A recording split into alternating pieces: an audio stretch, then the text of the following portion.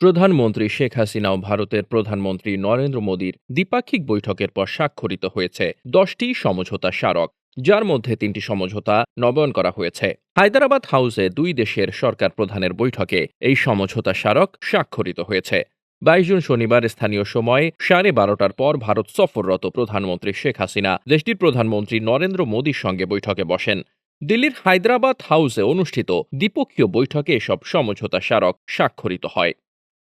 10টি সমঝোতা স্মারক: Bangladesh Bharat digital partnership, India Bangladesh green partnership, সমুদ্র সহযোগিতা ও সুনীল অর্থনীতি, স্বাস্থ্য ও ঔষধ সংক্রান্ত পুরনো সমঝোতা নবায়ন, ভারতের ইনস্পেস এবং ডাক ও টেলিযোগাযোগ মন্ত্রণালয়ের সমঝোতা, দুই দেশের রেল মন্ত্রণালয়ের মধ্যে সংযোগ সংক্রান্ত সমঝোতা, সমুদ্র বিষয়ক গবেষণায় দুই দেশের সমঝোতা, দুর্যোগ ব্যবস্থাপনা ও প্রশমনে ভারতের ন্যাশনাল ডিজাস্টার ম্যানেজমেন্ট অথরিটি ও বাংলাদেশ ত্রাণ ও দুর্যোগ মন্ত্রণালয়ের বিদ্যমান সমঝোতা নবায়ন, মৎস্য সম্পদের উন্নয়নে বিদ্যমান সমঝোতা নবায়ন, কৌশলগত ও অপারেশনাল খাতে সামরিক শিক্ষা সহযোগিতায় defence services staff college, Wellington India এবং Mirpur defence services command and staff কলেজের মধ্যে সমঝোতা।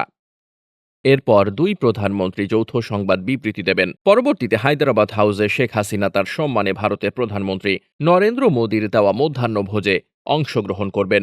বিকালে ভারতের উপরাষ্ট্রপতি জগদীপ ধনখড়ের কার্যালয়ে তার সঙ্গে প্রধানমন্ত্রী শেখ হাসিনার সাক্ষাৎ অনুষ্ঠিত হবে।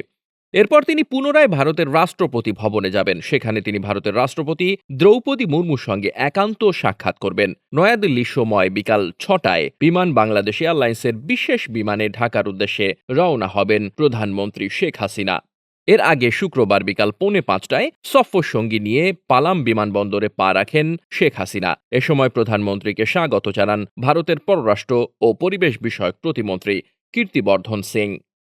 ডেস্ক রিপোর্ট, বার্তা বাজার।